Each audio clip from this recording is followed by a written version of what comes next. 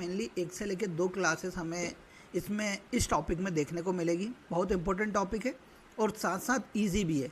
बस आपको एक बार ध्यान से सुनना है, साथ साथ एक बार जो पीडीएफ मैं आपको प्रोवाइड करूंगा उसे आपको ध्यान से इसे पढ़ लेना है।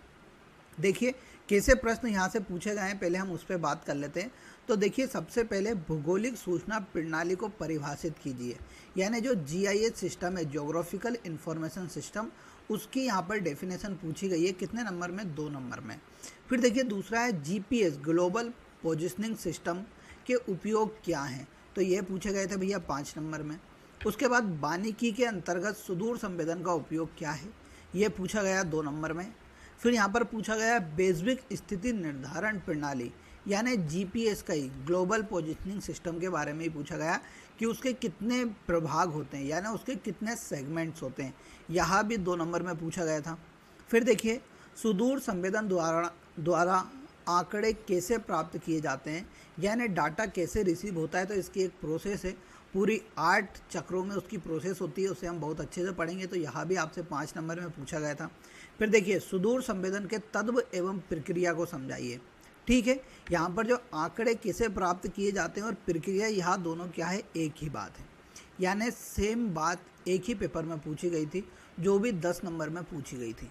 उसके बाद भू संसाधन उपग्रह कितने प्रकार के होते हैं, संक्षिप्त वर्णन कीजिए, यहाँ उपग्रह में हम पढ़ेंगे। फिर देखिए सुदूर संवेदन कितने प्रकार के प्लेटफॉर्म होते हैं, यानी पूछा गया है कि जो हमारा रिमोट सेंसिंग होता है उसमें कितने टाइप्स के प्लेटफॉर्म्स होते हैं। यहाँ 2 नंबर में पूछा था, 3 प्रकार के प्लेटफॉर्म्स होते हैं, उनको हम अभी अध्ययन कर लेंगे कौन कौन से वहाँ होते हैं। फिर देखिए भू स्थितिक उपग्रह की ऊंचाई एवं गति ज्ञात कीजिए, यानी यहाँ पर पूछा गया है जियो स्टेशनरी सैटेलाइट की कितनी हाइट और स्पीड होती है। तो ये जब हम उपग्रह के प्रकार पढ़ेंगे उसमें मैं आपको पढ़ाऊँगा कि जियो स्टेशनरी सैटेलाइट्स क्या होती हैं। फिर देखिए ग्लोबल पोजिशनिंग सिस्टम जीपीएस सर्वप्रथम कहाँ विकसित किया गया था, तो इसके ऊपर भी हम बहुत अच्छे चर्चा करेंगे कि जीपीएस सबसे पहले कहाँ पर विकसित किया गया था, यानी उसकी पूरी हिस्ट्री को हम पढ़ेंगे। ये भी 2 नंबर में आया हुआ है, ये भी 2 नंबर में आया था। फिर देखिए 5 नंबर में आया सुदूर संवेदन में विद्युत चुंबकीय विकिरण, यानी इलेक्ट्रोमैग्नेटिक रेडिएशन का महत्व क्या है, आप उदाहरण सहित समझाइए। तो यहाँ पर हम इसको भी बहुत विस्तार में पढ़ने वाले। 5 नंबर में आपसे यह प्रश्न पूछा गया था। फिर देखिए जीआईएस, ज्योग्राफिकल इंफॉर्मेशन सिस्टम में कंप्यूटर के महत्व को समझाइए। तो यहाँ पर जो जीआईएस सिस्टम होता है उसमें कंप्यूटर की इंपॉर्टेंस को पूछा। फिर देखिए एक बार 10 नंबर में पूछा गया भौगोलिक सूचना प्रणाली, यानी ज्योग्राफिकल इंफॉर्मेशन सिस्टम के प्रमुख तत्व, प्रक्रियाओं तथा अनुप्रयोगों की व्याख्या कीजिए। तो इसी प्रकार के प्रश्न आपसे इस बार भी पूछे जा सकते हैं। फिर देखिए ज्योग्राफिकल पोजिशनिंग सिस्टम के उपयोगों, लाभ एवं सीमाओं का विवरण दीजिए, यहाँ भी आपसे पूछा गया था। तो फिर देखिए सुदूर संवेदन में एक बार प्रश्न पूछा गया, सुदूर संवेदन से क्या अभिप्राय है, यानी डेफिनेशन पूछी। जीआईएस में वेक्टर डाटा को परिभाषित कीजिए। बेसविक स्थान निर्धारण में जीपीएस क्या है। ठीक है, पृथ्वी संसाधन प्रबंधन में सुदूर संवेदन के अनुप्रयोगों को बताइए, 5 नंबर में पूछा गया। भू स्थानिक सूचना का अनुप्रयोग क्या है, यानी जियो स्पाटियल इंफॉर्मेशन जो सिस्टम होता है उसके अनुप्रयोग या एप्लीकेशन क्या है। सुदूर संवेदन का अर्थ एवं लाभ की विवेचना कीजिए। तो ये हम पूरा 10 नंबर में जितने में आप लिख सकते हो उतने नंबर में मैं आपको इसे पूरी तरीके से पढ़ाऊँगा। फिर देखिए जीपीएस के नियंत्रण परिभाग के कार्य का उल्लेख करते हुए उनके उपयोग का वर्णन कीजिए। यानी यहाँ पर आपको क्या देखने को मिलेगा, जैसे मान लीजिए आपको रिमोट सेंसिंग के बारे में पढ़ना है, तो उसके कितने भाग होते हैं, ठीक है, उसकी डेफिनेशन क्या होती है, ठीक है। फिर दूसरा टाइप कितने प्रकार के होते हैं, यूसेज क्या होते हैं, इसकी इम्पोर्टेंस क्या है, इसके लाभ क्या हैं, इसके कौन कौन से घटक हैं। तो आपको ये 5-6 पॉइंट पे ही हर एक टॉपिक से क्या मिले हैं, प्रश्न देखने को मिले हैं। तो आज के इस लेक्चर को हम स्टार्ट करते हैं। तो देखिए सबसे पहले इन सभी की हम एक बार डेफिनेशन देख लेते हैं कि भैया जीआईएस सिस्टम क्या होता है, रिमोट सेंसिंग क्या होता है, जीपीएस सिस्टम क्या होता है, साथ साथ सैटेलाइट्स क्या होते हैं। इन सभी की एक बार डेफिनेशन देख लेते हैं जो कि 2 नंबर में पूछी जाती है। उसके बाद एक एक करके सभी टॉपिकों को बहुत डिटेल में हम समझेंगे। तो देखिए सबसे पहले सुदूर संवेदन या रिमोट सेंसिंग की हम बात करते हैं कि यह क्या होती है। तो देखिए सुदूर संवेदन 2 शब्दों से मिलकर बना हुआ है, एक है सुदूर और एक है संवेदन। ठीक है, सुदूर यानी होता है रिमोट, इंग्लिश में क्या होता है रिमोट। संवेदन यानी होता है सेंसिंग, यानी रिमोट यानी दूर से ही, यानी दूर से ही आप क्या किसी भी चीज़ को संवेदन कर लो या उसका सेंस कर लो। जैसे कि आपकी नाक होती है, अब ऐसा जरूरी तो नहीं है किसी फूल में जब तक आप नाक को बिल्कुल फूल को नाक में लगा नहीं लोगे तब तक फूल की खुशबू नहीं आएगी। कभी कभी क्या होती है आपकी नाक भी वो दूर से ही सेंस कर लेती है कि आइट साइड कौन सा फूल लगा हुआ है। तो इसी प्रकार हम इंग्लिश में सुदूर संवेदन की बात करते हैं तो सुदूर संवेदन का भी अर्थ वही होता है कि किसी के संपर्क में आए बिना हम किसी वस्तु या क्षेत्र की जानकारी प्राप्त कर लेते हैं, उसे ही क्या बोला जाता है, सुदूर संवेदन बोला जाता है। यानी हमें संपर्क में नहीं आना है। जैसे कि मान लीजिए कि पहले क्या होता था कि एक जैसे कढ़ाई गर्म हो जाती है तो आपकी मम्मी बोलती थी कढ़ाई गर्म हो गई क्या, एक बार देख ले, तो आप टच करके देखते थे, हाँ मम्मी कढ़ाई गर्म हो गई। परंतु यहाँ पर क्या लिखा हुआ है, सुदूर, यानी दूर से ही, आपको टच नहीं करना है उसकी। कभी वो ज़्यादा गर्म हो जाएगी तो आपको क्या होगी, उसकी हीट महसूस होने लगेगी। यानी बिना संपर्क में आए हुए भी आप बता सकते हो कि हाँ मम्मी वो गर्म हो चुकी है। तो उसी प्रकार क्या होता है, सुदूर संवेदन भी वही है कि बिना किसी के संपर्क में आए हुए किसी भी वस्तु या क्षेत्र की जानकारी होना ही क्या कहलाता है, सुदूर संवेदन कहलाता है। ठीक है, अब देखिए इसकी डेफिनेशन कितनी अच्छी है। सुदूर संवेदन एक ऐसी तकनीक है यानी टेक्नोलॉजी है जिसमें उपग्रह यानी सैटेलाइट्स या विमानों यानी एयरक्राफ्ट्स की मदद से पृथ्वी की सतह से संबंधित जानकारी एकत्रित की जाती है बिना उस स्थान पर जाए हुए। जैसे कि आजकल आपने देखा होगा कि सर मेनली मैं कहीं रोड पर जाता हूँ, ठीक है, अब मेरे को मालूम नहीं कि रोड कहाँ पर है। अब क्या जब तक मैं इसके टच में नहीं आऊँगा क्या मेरे को जानकारी प्राप्त नहीं हो सकती कि यह रोड कहाँ तक जाएगी? तो हो जाएगी। क्यों? क्योंकि सैटेलाइट्स की मदद से क्या हो रहा है कि रिमोट के जरिए या सैटेलाइट्स के माध्यम से तकनीकों का उपयोग करके क्या हो रहा है कि एक मैप बना लिया जा रहा है। उस मैप के माध्यम से आपको प्रॉपर सड़क बता दी जाती है, कहाँ पर आपको जाना है, कैसे जाना है, यह रोड कितनी देर बाद टर्न होगी। तो यहाँ वही है सुदूर संवेदन। GIS और GPS मेनली सुदूर संवेदन का ही एक भाग होता है। अब देखिए और डेफिनेशन, जब हम किसी वस्तु या स्थान को बिना छुए या छुए बिना उसकी तस्वीर लेकर और उसकी ऊर्जा का विश्लेषण करके जानकारी प्राप्त करते हैं तो उसे क्या कहलाता है, सुदूर संवेदन कहलाता है। यानी सीधी सी बात है कि आपको मान लो कि कोई सा आपका खेत है, आपका एग्रीकल्चर लैंड है, आपको उसकी इन्फॉर्मेशन लेनी है, पर आप चाहते हो कि सर मैं मेनली वहाँ तो जा नहीं पाऊँगा। जैसे मान लीजिए कि आपका भोपाल में एग्रीकल्चर लैंड है, आप वहाँ पर जा नहीं पाएंगे, तो क्या आप उसकी जानकारी प्राप्त कर सकते हैं क्या? तो हाँ सर मैं कर सकता हूँ। किसके माध्यम से? तो रिमोट सेंसिंग के माध्यम से मैं उसकी जानकारी प्राप्त कर सकता हूँ। जैसे आजकल आप गूगल मैप में डालते हो तो आपका घर भी दिख जाता है 3D में, आपके घर की छत भी दिख जाती है। तो वो सभी किसके कारण संभव हो पा रहा है? तो वह रिमोट सेंसिंग के कारण ही संभव हो पा रहा है। यानी हम उसे छू नहीं रहे हैं, बिना छुए ही हम क्या कर रहे हैं, उसकी तस्वीर लेके उसके आइट साइड की पूरी इन्फॉर्मेशन को कलेक्ट कर रहे हैं, जिसे ही हम क्या बोलते हैं, सुदूर संवेदन बोलते हैं। ठीक है, यहाँ पर आपको समझ में आ गया होगा। दूसरा है GIS यानी जोग्राफिकल इंफॉर्मेशन सिस्टम या भूगोलिक सूचना प्रणाली। तो देखिए इसमें दो शब्द मिलेंगे आपको, एक तो भूगोलिक मिलेगा, दूसरा मिलेगा सूचना प्रणाली। भूगोलिक में क्या आएंगे कि जो पृथ्वी की सतह से जो संबंधित स्थान है, जैसे कि नदी, पहाड़, सड़क, कोई भी क्षेत्र, कोई भी स्थान। सूचना प्रणाली यानी एक ऐसी तकनीक जिसके माध्यम से हम उस स्थान का, क्षेत्र का, नदी का, पहाड़ का, सड़क का आदि की कुछ भी इंफॉर्मेशन प्राप्त कर सके, उसे ही क्या बोला जाता है, भूगोलिक सूचना प्रणाली बोली जाती है। अब देखिए डेफिनेशन देखते हैं।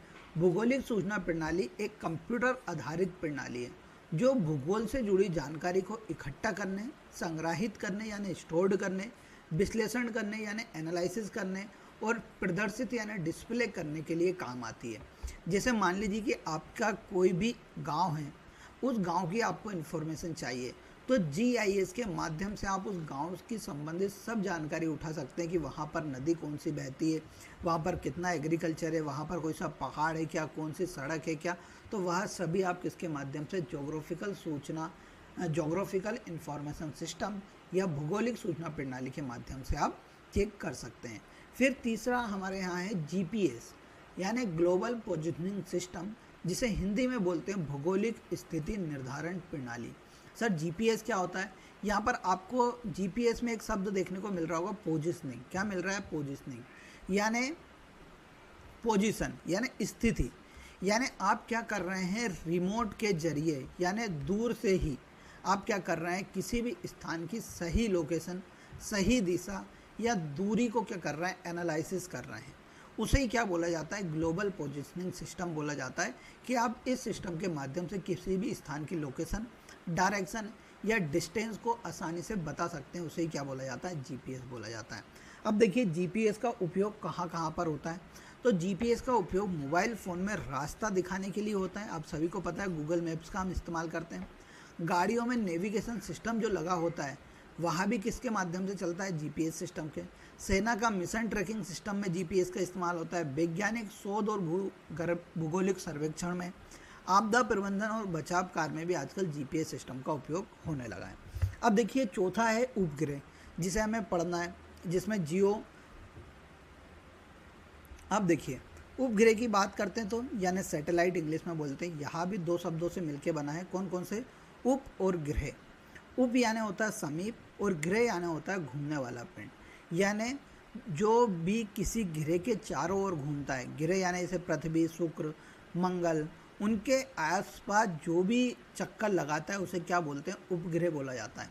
जैसे पृथ्वी है, पृथ्वी के आइट साइड आप सभी को पता है कि चंद्रमा चक्कर लगाता है। यानी पृथ्वी का जो एक उपग्रह है वो कौन सा है, चंद्रमा है। तो दो प्रकार के उपग्रह होते हैं। एक होते हैं प्राकृतिक, जो प्राकृतिक रूप से ही मेनली ग्रह के चक्कर लगा रहा है। जैसे चंद्रमा पृथ्वी का चक्कर लगा रहा है तो वहाँ क्या होगा, एक प्राकृतिक या नेचुरल सैटेलाइट होगा। अब देखिए पृथ्वी की जानकारी इकट्ठी करने के लिए आजकल क्या पहुँचाई जा रही हैं, सैटेलाइट्स पहुँचाई जा रही हैं, जिन्हें हम आर्टिफिशियल सैटेलाइट्स बोलते हैं। तो ऐसी बहुत सारी पृथ्वी के बारे में जानकारी प्राप्त करने के लिए बहुत सारी हम सैटेलाइट्स आजकल पहुंचा रहे हैं, जिसे हम मेनली आर्टिफिशियल सैटेलाइट्स बोलते हैं। वहाँ भी मेनली किसी भी ग्रह के आइट साइड क्या लगाती हैं, चक्कर लगाती हैं। तो यहाँ पर उपग्रह भी आपको समझ में। तो हमने क्या क्या देख लिया, तो रिमोट सेंसिंग देखा, जीआईएस देखा, जीपीएस देखा और सैटेलाइट देखा। इन चारों की अपन ने डेफिनेशन पढ़ ली है। अब हम एक एक करके इन सभी टॉपिक्स को बहुत अच्छे से और डिटेल में पढ़ने वाले हैं कि यह टॉपिक क्या है, कहाँ से हमें मेनली इसे पढ़ना है। इन सभी को अब हम डिटेल में देखते हैं। तो सबसे पहला टॉपिक हमारा है सुदूर संवेदन यानी रिमोट सेंसिंग। पहले टॉपिक में हम बात करेंगे कि सर रिमोट सेंसिंग होता क्या है, इसके घटक कौन कौन से हैं, इसमें किस किस का इस्तेमाल किया जाता है, हम कैसे रिमोट सेंसिंग के जरिए कोई भी इन्फॉर्मेशन प्राप्त कर सकते हैं। इन सभी की अब हम क्या करने वाले हैं, बात करने वाले हैं। ठीक है, तो सबसे पहले हम रिमोट सेंसिंग को पढ़ेंगे, उसके बाद जीआईएस, उसके बाद जीपीएस। ऐसा करते करते धीरे धीरे कल तक हम इस टॉपिक को क्या कर लेंगे, कंप्लीट कर लेंगे। तो देखिए सुदूर संवेदन, हमने पहले भी बात करी थी सुदूर संवेदन के बारे में कि सुदूर संवेदन क्या होता है। तो सुदूर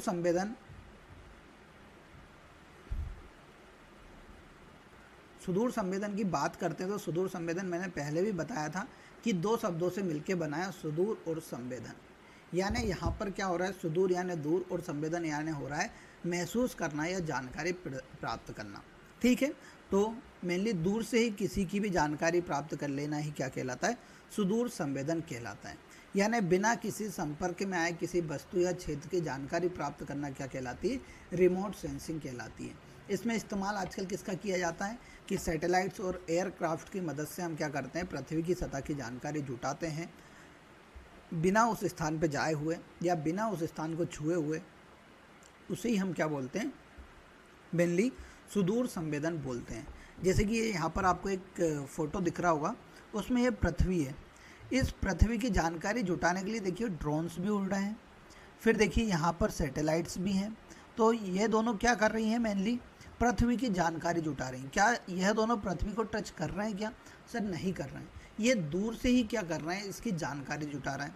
ड्रोन जैसे आप सभी को पता है कैमरे वगैरह के माध्यम से क्या करता है, फ़ोटो खींच लेता है। सैटेलाइट्स में भी क्या होते हैं, बड़े अच्छे HD हाई क्वालिटी में क्या होते हैं, यहाँ पर फ़ोटो खींचे जाते हैं, फिर उनको जूम करके वहाँ पर स्टडी कर ली जाती है कि यहाँ पर कोई सी नदी है या कोई सी पहाड़ है। इन सभी को हम क्या करते हैं, मेनली रिमोट सेंसिंग के तहत ही पढ़ते हैं। ठीक है, अब देखिए आगे हम बात करते हैं कि सुदूर संवेदन सर कितने प्रकार के होते हैं। तो देखिए सुदूर संवेदन की हम बात करते हैं तो सुदूर संवेदन मुख्य रूप से दो प्रकार के होते हैं।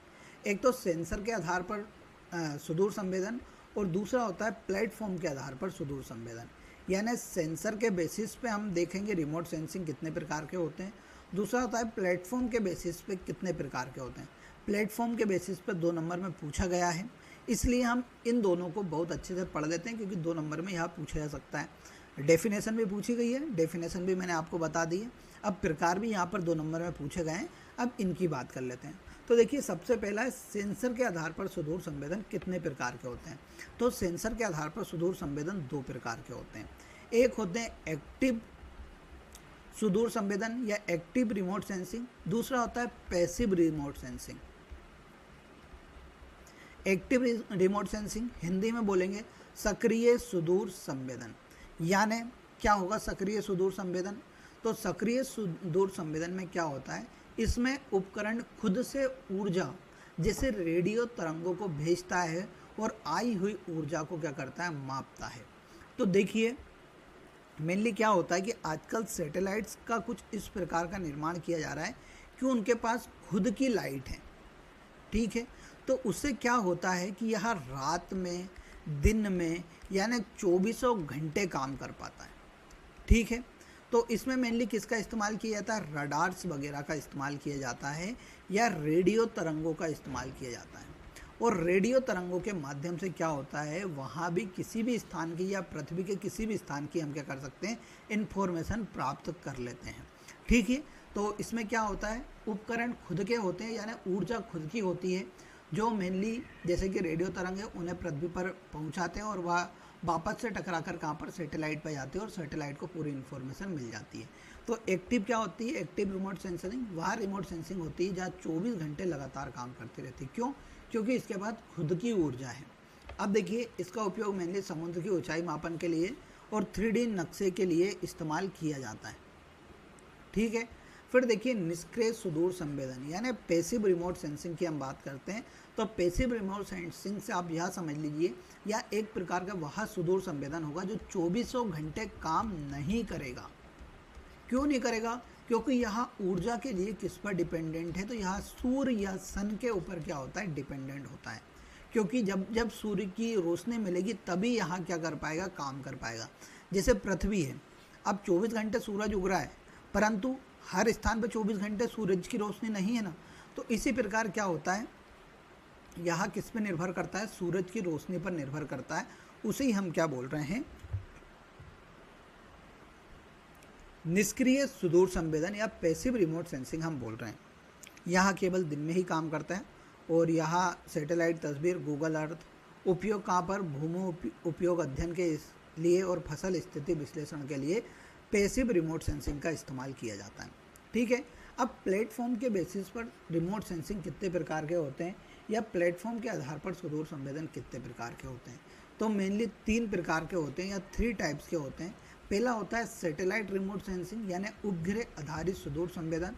दूसरा होता है एरियल रिमोट सेंसिंग, वायुवीय सुदूर संवेदन। तीसरा होता है ग्राउंड बेस्ड रिमोट सेंसिंग यानी स्थलीय सुदूर संवेदन। अब इनके बारे में हम एक एक करके पढ़ लेते हैं। यहाँ 2 नंबर में आपसे पेपर में पूछा गया था, आने वाले समय में 5 नंबर में भी पूछा जा सकता है। तो देखिए सबसे पहले सैटेलाइट रिमोट सेंसिंग या उपग्रह आधारित सुदूर संवेदन की बात करते हैं। तो देखिए इसमें जानकारी उपग्रह द्वारा एकत्रित की जाती है, यानी सैटेलाइट्स के माध्यम से आप इन्फॉर्मेशन को क्या करते हैं, प्राप्त करते हैं। इनका अध्ययन मेनली जब बड़े बड़े एरियाज या बड़े क्षेत्रों का हमें अध्ययन करना होता है वहाँ पर इस्तेमाल करते हैं। उदाहरण के लिए इनसेट, कार्टोसेट, ये क्या है, उपग्रह आधारित रिमोट सेंसिंग है, ठीक है। इसका उपयोग मौसम जानकारी, बाढ़ निगरानी और वन सर्वेक्षण के लिए किया जाता है। फिर देखिए वायुवीय सुदूर संवेदन होते हैं यानी एरियल रिमोट सेंसिंग होती है। उसमें क्या होता है कि हवाई जहाज, हेलीकॉप्टर या ड्रोन के माध्यम से क्या होती है, जानकारी प्राप्त की जाती है। अब हेलीकॉप्टर, ड्रोन और हवाई जहाज एक सीमित स्थान पर उड़ सकते हैं, तो यह छोटे क्षेत्रों के लिए उपयोगी होता है। उदाहरण के लिए कृषि फसल पर आपको निगरानी रखनी हो तो वायुवीय सुदूर संवेदन का इस्तेमाल करते हैं। उपयोग शहरी योजना या फसल मूल्यांकन के लिए इनका इस्तेमाल किया जाता है। फिर देखिए स्थलीय सुदूर संवेदन होता है ग्राउंड बेस्ड रिमोट सेंसिंग, यानी ज़मीन पर लगे उपकरणों से जानकारी प्राप्त की जाती है और यहाँ मेनली सीमित क्षेत्रों के लिए होता है, लेकिन सटीकता इसमें बहुत ज़्यादा होती है, ठीक है। तो उसे क्या बोलते हैं, स्थलीय सुदूर संवेदन बोलते हैं, जहाँ पर उपकरण कहाँ पर लगे होते हैं, स्थल पर लगे होते हैं। वायवीय में तो सर जो हवाई जहाज, हेलीकॉप्टर, ड्रोन में लगे होते हैं। उपग्रह में वहाँ सभी उपकरण लगे होते हैं। जैसे मौसम सेंसर्स लगे होते हैं। फसल में नमी और तापमान मापन के लिए मेनली स्थलीय सुदूर संवेदनों का इस्तेमाल किया जाता है। ठीक है, तो यहाँ पर आपको सुदूर संवेदन के प्रकार समझ में आ गए होंगे। सेंसर के आधार पर 2 प्रकार के थे, एक्टिव और पैसिव, यानी सक्रिय 24 घंटे काम करता है, निष्क्रिय यानी पैसिव जो केवल जब सूर्य की रोशनी होती तभी काम करता है।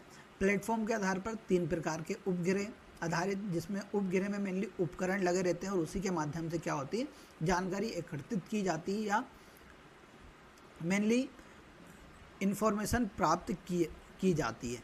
ठीक है, और इस्तेमाल कहाँ पर, बड़े क्षेत्रों में इंफॉर्मेशन प्राप्त करने के लिए। फिर एरियल रिमोट सेंसिंग, जहाँ पर जो उपकरण होते हैं या इंस्ट्रूमेंट्स होते हैं वो हवाई जहाज, हेलीकॉप्टर्स या ड्रोन्स में लगे होते हैं। फिर स्थलीय सुदूर संवेदन, ग्राउंड बेस्ड रिमोट सेंसिंग होती है। यहाँ पर क्या होते हैं, जो इंस्ट्रूमेंट्स होते हैं वो ज़मीन में ही लगे होते हैं और उसी के माध्यम से हम तापमान वगैरह का मापन करते हैं, तो उसमें क्या ग्राउंड बेस्ड रिमोट सेंसिंग का इस्तेमाल किया जाता है। तो ये 3 प्रकार के अपन ने मेनली प्लेटफॉर्म आधार पर पढ़े। तो यहाँ पर सुदूर संवेदन और सुदूर संवेदन के प्रकार आपको समझ में आ गए होंगे। कोई भी कन्फ्यूज़न हो तो आप पूछ सकते हैं। ठीक है, अब सुदूर संवेदन के घटक की बात करते हैं कि इसमें मेनली कौन कौन से पार्ट्स का इस्तेमाल किया जाता है, उन सभी की हम बात करते हैं। 1 मिनट रुक जाइए।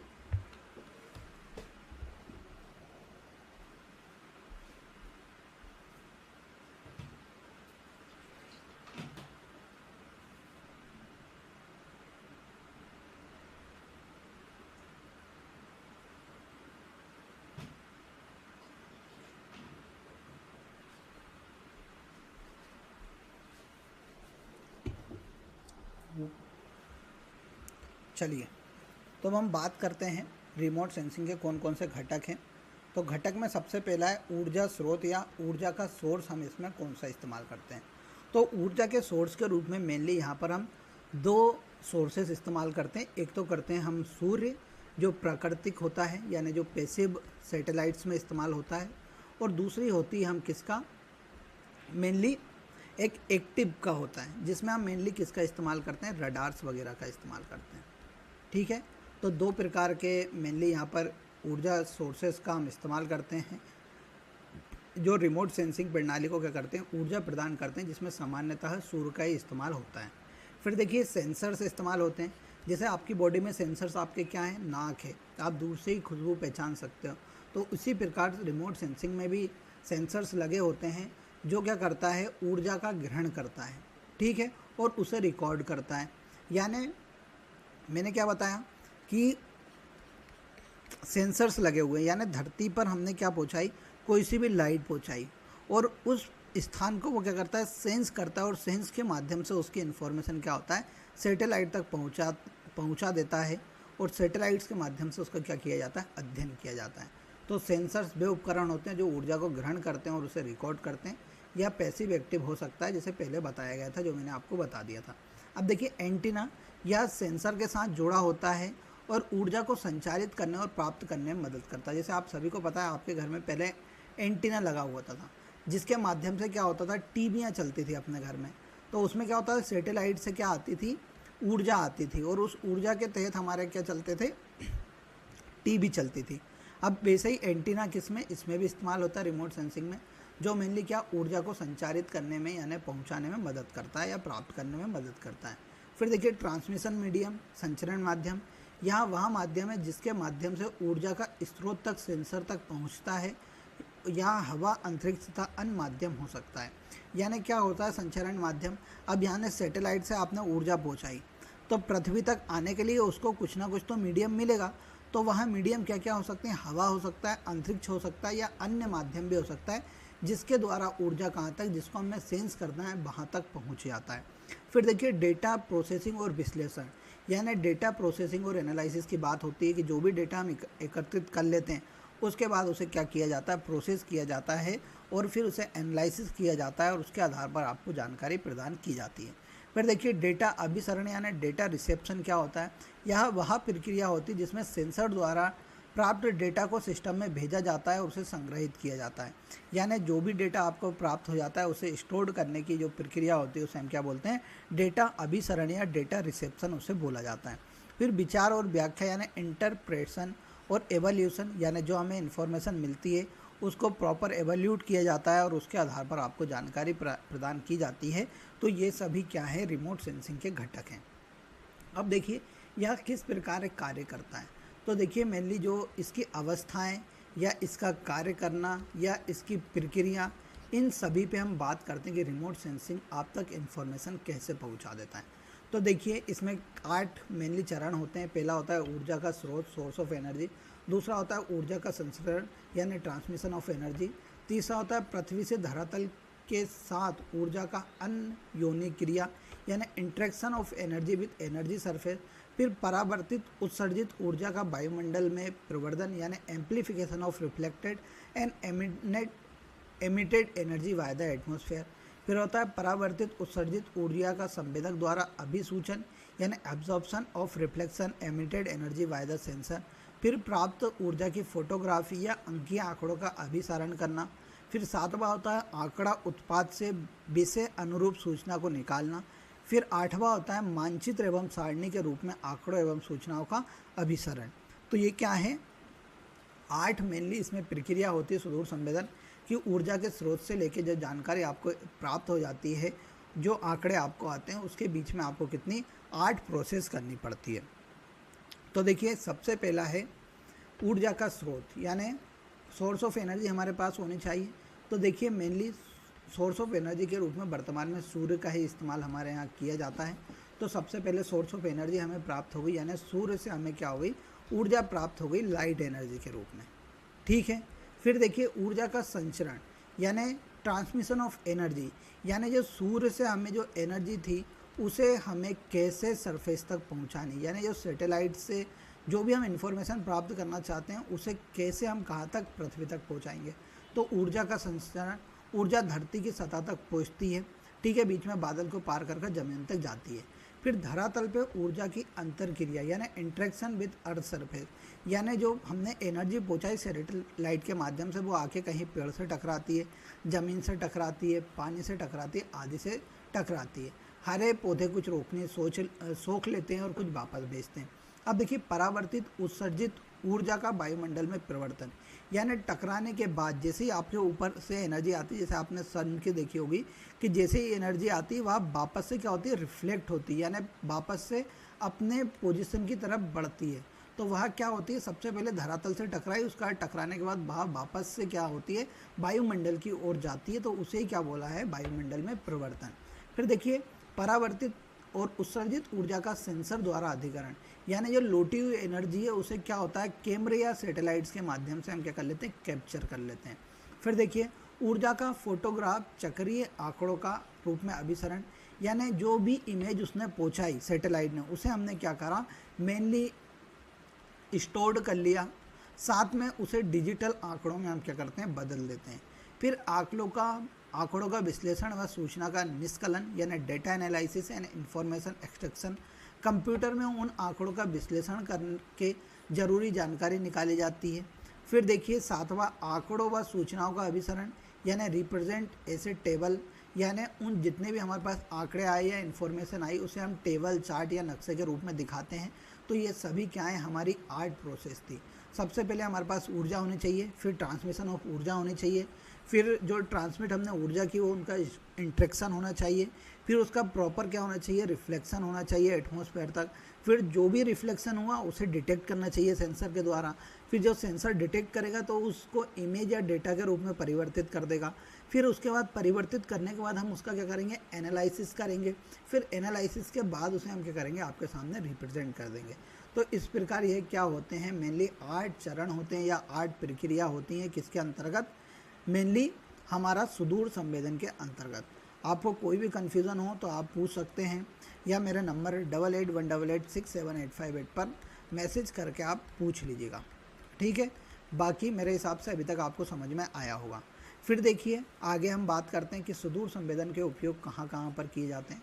तो देखिए सुदूर संवेदन के जब हम उपयोग की बात करते हैं तो सबसे पहले मौसम और जलवायु अध्ययन में सुदूर संवेदन का उपयोग किया जाता है। कहाँ कहाँ पर, तो देखिए मौसम पैटर्न की निगरानी यानी मौसम कब परिवर्तित होगा, कब ठंड आएगी, कब गर्मी आएगी, वह कैसे बदलेगा, कब बदलेगा, उन सभी के ऊपर निगरानी करने या उसका एनालिसिस करने के लिए मेनली रिमोट सेंसिंग का इस्तेमाल किया जाता है। तापमान और नमी, तो समय अनुसार तापमान कितना बढ़ेगा, कब कमी होगी, उन सभी को किसके माध्यम से हम एनालिसिस कर सकते हैं, तो उसे हम रिमोट सेंसिंग के माध्यम से ही एनालिसिस कर सकते हैं। फिर वायुमंडलीय स्थितियाँ यानी एटमॉस्फेयर में जो चेंजेस हो रहे हैं उन सभी को हम एनालिसिस किसके माध्यम से करते हैं, तो रिमोट सेंसिंग के माध्यम से हम इस्तेमाल करते हैं। फिर भूमंडलीय राडार यानी तूफान या अन्य जलवायु घटना जो हो रही है हमारे यहाँ, उन सभी का अध्ययन करने के लिए इस्तेमाल करते हैं। जलवायु परिवर्तन का अनुमान यानी जो लगातार ग्लोबल वार्मिंग हो रहा है या जलवायु में परिवर्तन आ रहा है उसका एनालिसिस करने के लिए हम रिमोट सेंसिंग का इस्तेमाल करते हैं। फिर आपातकालीन मौसम रिपोर्टिंग यानी आपातकाल के दौरान जब तूफान या अन्य घटनाएं आ रही हों उस दौरान का भी हमें रिपोर्टिंग करना है, तो वहाँ भी किसके माध्यम से ही होती है, रिमोट सेंसिंग के माध्यम से ही होती है। अब देखिए मैंने कितना बड़ा बना दिया, इसे आप 5 नंबर में आसानी से लिख पाएंगे। अब देखिए कृषि एवं वनस्पति अध्ययन में किस प्रकार से उपयोग किया जाता है यह पूछा गया है 5 नंबर में। तो देखिए फसल स्वास्थ्य की निगरानी यानी रिमोट सेंसिंग के माध्यम से हम देख सकते हैं कि फसल की वृद्धि कितनी हुई है और वह कब कब कितने तादाद में बढ़ी है या कहीं बढ़ भी नहीं रही है, तो यानी फसल की निगरानी हम कर सकते हैं। मृदा स्थिति यानी जो सोइल है उसकी भी हम मेनली निगरानी कर सकते हैं कि सोइल क्या भाई इफेक्टेड तो नहीं हो गई या अच्छी है, उसकी भी हम अध्ययन कर सकते हैं। सिंचाई एवं जलवायु, सिंचाई की ज़रूरत और मौसम की जानकारी हम प्रदान कर सकते हैं। कीट प्रकोप, फसलों पर जो होने वाला कीट का प्रकोप है उसका भी हम एनालिसिस कर सकते हैं। मल्टी स्पेक्ट्रल इमेजिंग यानी फसलों की पहचान और उनके स्वास्थ्य का आकलन करने के लिए हम इस्तेमाल कर सकते हैं। उत्पादन बढ़ा, संसाधन का बेहतर उपयोग और फसल उत्पादन को बढ़ाने में भी हम रिमोट सेंसिंग का इस्तेमाल कर सकते हैं। अब देखिए भूमि उपयोग या भूमि कवर मानचित्रण के लिए भी इसका इस्तेमाल किया जाता है। जैसे भूमि उपयोग परिवर्तन, भूमि उपयोग के बदलाव का अध्ययन, भूमि कवर विश्लेषण, विभिन्न भूमि कवर प्रकार जैसे वन से कितनी ढकी हुई है, फिर हम पानी से कितनी ढकी हुई है, उन सभी का अध्ययन करने के लिए। शहरीकरण का मानचित्रण यानी शहर पर जो आजकल शहरीकरण हो रहा है उसके प्रभाव का मूल्यांकन करने के लिए भी इस्तेमाल किया जाता है। कृषि वन क्षेत्रों की निगरानी यानी कृषि और वन क्षेत्रों की निगरानी के लिए भी, प्राकृतिक संसाधनों की पहचान के लिए भी, पर्यावरण प्रभाव के लिए भी हम इसका इस्तेमाल कर सकते हैं। फिर देखिए आपदा प्रबंधन की बात आती है तो आपदा प्रबंधन में आपदा निगरानी, कब बाढ़ आएगी, कब भूकंप आएगा, कब सूखा पड़ेगा, उन सब को हम एनालिसिस करने के लिए इस्तेमाल करते हैं। फिर देखिए प्रभावित क्षेत्रों का विश्लेषण यानी आपदा से प्रभावित क्षेत्रों का हम विश्लेषण कर सकते हैं या उनका हम पहचान कर सकते हैं। फिर नक्शे में डेटा यानी आपदा प्रभावित जो क्षेत्र हैं उनका मानचित्र या उनको डेटा के रूप में हम प्रदर्शित कर सकते हैं। आपातकालीन प्रक्रिया, रिमोट सेंसिंग के माध्यम से कभी कहीं पे भूकंप आ जाता है तो आपातकाल में हमें किसी प्रतिक्रिया देनी है, उनकी हम योजनाएं बना सकते हैं। पुनर्निर्माण, आपदा प्रभावित क्षेत्रों को पुनर्निर्माण के लिए योजना बना सकते हैं। सुरक्षा व्यवस्थाएं, आपदा के बाद सुरक्षा उपाय निगरानी रखने के लिए भी हम इसका इस्तेमाल करते हैं। फिर देखिए जल स्रोतों का अध्ययन भी करते हैं, तो देखिए जलाशय में नदियों की निगरानी रख सकते हैं कि कहाँ पर सूखी हुई है, कहाँ पर ज़्यादा पानी है, कहाँ पर नदी की डायरेक्शन बदल रही है, उन सभी का अध्ययन के लिए। जल स्तर में परिवर्तन, कभी जल स्तर में परिवर्तन आ रहा है तो उसका अध्ययन करेंगे कैसे बदल रहा है। जल गुणवत्ता का भी मूल्यांकन कर सकते हैं। जलवायु प्रभाव को भी हम पढ़ सकते हैं। जल वितरण, कहाँ कहाँ पर जल वितरण हो रहा है। संसाधन संरक्षण, जल स्रोतों के संरक्षण के लिए भी हम पहले से ही उनका अध्ययन कर लें और उनके संरक्षण के लिए रणनीतियाँ बनाने के लिए भी रिमोट सेंसिंग का आज की डेट में इस्तेमाल किया जाता है। फिर देखिए जलवायु परिवर्तन, तो जलवायु परिवर्तन में जैसे ग्लोबल वार्मिंग का अध्ययन करने के लिए, पृथ्वी की सतह पर परिवर्तन, पृथ्वी लगातार गर्म होती जा रही है उसका अध्ययन करने के लिए भी, आर्कटिक में जो बर्फ़ पिघल रहे हैं उसके कारण क्या है तो उसके विश्लेषण के लिए भी हम मेनली किसका इस्तेमाल कर सकते हैं, तो रिमोट सेंसिंग का इस्तेमाल कर सकते हैं। फिर देखिए प्रदूषण स्तर यानी पृथ्वी कितनी प्रदूषित होती जा रही है उसके अध्ययन के लिए भी हम किसका इस्तेमाल कर सकते हैं, रिमोट सेंसिंग का इस्तेमाल कर सकते हैं। 1 मिनट हो जाइए।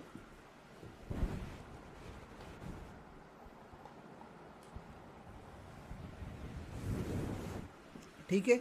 फिर मौसम पैटर्न में बदलाव, कि जलवायु परिवर्तन के कारण मौसम में जो बदलाव हो रहे हैं उनके अध्ययन के लिए भी।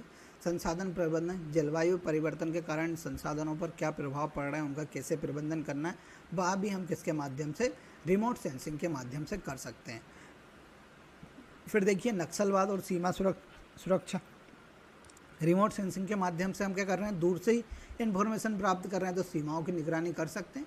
संवेदनशील क्षेत्रों की पहचान यानी रिमोट सेंसिंग के माध्यम से हम देख सकते हैं कहाँ पर नक्सलवाद फैला हुआ है, तो उनकी पहचान कर सकते हैं। सुरक्षा योजना यानी कि हमने रिमोट सेंसिंग से देख ली कहाँ कहाँ पर संकट है, तो उसके हिसाब से हम सुरक्षा योजना भी बना सकते हैं।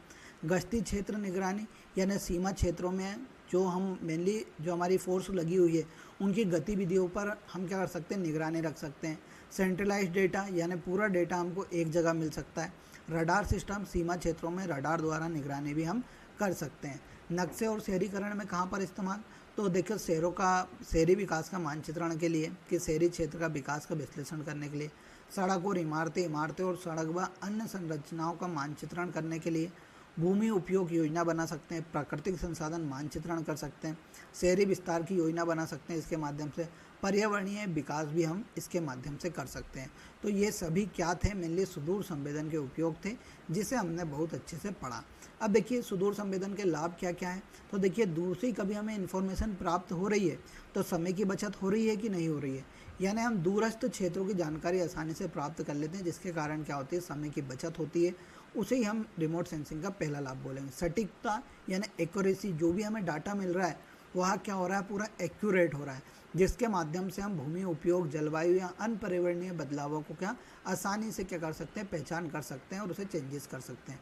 विस्तृत क्षेत्र कवर यानी इन्फॉर्मेशन हमें क्या हो रहा है कि ज़्यादा क्षेत्र का मिल रहा है, ऐसा नहीं कि हमें छोटे छोटे क्षेत्रों का विश्लेषण कर रहा है, हम बड़े क्षेत्रों में भी आसानी से क्या कर पा रहे हैं, क्षेत्र को कवर कर पा रहे हैं और उनका एनालिसिस कर पा रहे हैं, जैसे जंगल, नदियाँ, शहर का विश्लेषण। विविध डेटा संग्रहण यानी इसके माध्यम से हम विविध रूप का डेटा हम क्या कर सकते हैं, संग्रहित कर सकते हैं, जैसे उसे चित्र के माध्यम में भी, तापमान के माध्यम से, ग्राफ के माध्यम से, इन सभी के माध्यम से, या विविध प्रकार के यानी कहीं पर तापमान, कहीं पर नमी, कहीं पर पानी, कहीं पर सूखा, इन सभी का डाटा क्या कर सकते हैं, एकत्रित कर सकते हैं, यानी विभिन्न प्रकार के डेटा को भी हम स्टोर कर सकते हैं। आपदा प्रबंधन में सहायक, तो प्राकृतिक आपदा जैसे बाढ़, सूखा, जंगलों की आग की निगरानी करने के लिए भी उपयोगी माना जाता है। जलवायु परिवर्तन का विश्लेषण भी हम कर सकते हैं कि ग्लोबल वार्मिंग और जलवायु प्रभावों को का अध्ययन करने के लिए भी। कृषि और पर्यावरण संरक्षण यानी फसल स्वास्थ्य, वनस्पति कवर, मृदा स्थिति की सटीक जानकारी में भी हम इसका उपयोग कर रहे हैं और यही इसके लाभ हैं कि भैया कृषि और पर्यावरण संरक्षण भी कर रहा है, जलवायु परिवर्तन का विश्लेषण करने में भी हमारे लिए इस्तेमाल हो रहा है, आपदा प्रबंधन में भी सहायक है, विभिन्न डेटा संग्रहण में भी यह हमारे लिए सहायक है। तो ये सभी क्या है, इसके लाभ हैं। अब देखिए सुदूर संवेदन में इलेक्ट्रोमैग्नेटिक विकिरण यानी इलेक्ट्रोमैग्नेटिक रेडिएशन के महत्व की हम बात करते हैं। तो देखिए इलेक्ट्रोमैग्नेटिक रेडिएशन क्या है, एक प्रकार की ऊर्जा ही है जो विद्युत चुंबकीय क्षेत्र के माध्यम से गुजरता है और विकिरण विद्युत और चुंबकीय मैग्नेटिक तरंगों से बनता है और उसी के साथ प्रसार करता है, यानी एक प्रकार की यह रेडिएशन है जो पृथ्वी पर पहुंचती है और इसी के माध्यम से हम क्या करते हैं, डेटा प्राप्त करते हैं। तो यहाँ क्या है, इलेक्ट्रोमैग्नेटिक रेडिएशन एक सूरज की रेडिएशन होती है और इलेक्ट्रोमैग्नेटिक जो इलेक्ट्रिक भी है और मैग्नेटिक भी है, तो उसकी रेडिएशन की यहाँ पर बात कर रही है। उसके महत्व क्या है, तो डेटा संग्रहण यानी डेटा स्टोर करने के लिए यहाँ यूज़ होती है। विविधता और संवेदी जानकारी यानी यह विभिन्न प्रकार के डेटा हमें एकत्रित करने में सहायक होती है। स्पेक्ट्रल सिग्नेचर, ठीक है, यानी प्रत्येक वस्तु या सतह को इलेक्ट्रोमैग्नेटिक विकिरण एक विशिष्ट प्रतिक्रिया होती है, यानी क्या होती है कि जैसे पत्थर पे जाएगी तो एक अलग प्रकार की प्रतिक्रिया देगी, ज़मीन पे जाएगी तो एक अलग प्रकार की प्रतिक्रिया देगी, तो इस प्रकार का इसका स्पेक्ट्रल सिग्नेचर भी है। विकिरण का परावर्तन यानी आसानी से यह रिफ्लेक्ट हो जाती है। संवेदनशीलता यानी यहाँ एक उच्च गुणवत्ता वाला हमें क्या करती है, इन्फॉर्मेशन पहुँचाती है। तो ये सभी क्या है, सुदूर संवेदन में इलेक्ट्रोमैग्नेटिक रेडिएशन के क्या है, महत्व है। अब हम कल के लेक्चर में GIS और GPS और उपग्रह को कवर कर लेंगे, ठीक है। उसके साथ ही हमारी यूनिट 4 क्या हो जाएगी, कंप्लीट हो जाएगी, जिसके बाद हम यूनिट 3 स्टार्ट करेंगे। आपको कोई भी कन्फ्यूज़न आता है तो आप मेरे नंबर 8818867858 पर मैसेज करके पूछ सकते हैं, ठीक है। तो इसी प्रकार मिलेंगे कल हम वापस से अगले लेक्चर में, तब तक के लिए जय हिंद, जय भारत।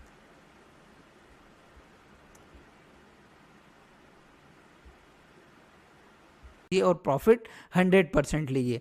तो आइए सबसे पहले हम बात करेंगे भूगोलिक सूचना प्रणाली यानी GIS system, geographical information system. अब यहाँ पर भूगोलिक आपको शब्द दिख रहा होगा, भूगोलिक का यहाँ पर अर्थ है पृथ्वी की सतह से। अब पृथ्वी की सतह से संबंधित है। अब पृथ्वी की सतह पे हमें क्या क्या देखने को मिलता है, तो सर मेरे को कहीं कहीं नदी देखने को मिलती है, तालाब देखने को मिल जाते हैं, सर मुझे मेनली समुद्र देखने को मिलता है, सर मुझे वन देखने को मिलते हैं, सड़क देखने को मिलती है। ये सभी मुझे क्या हमारी पृथ्वी की सतह पर देखने पड़ते हैं।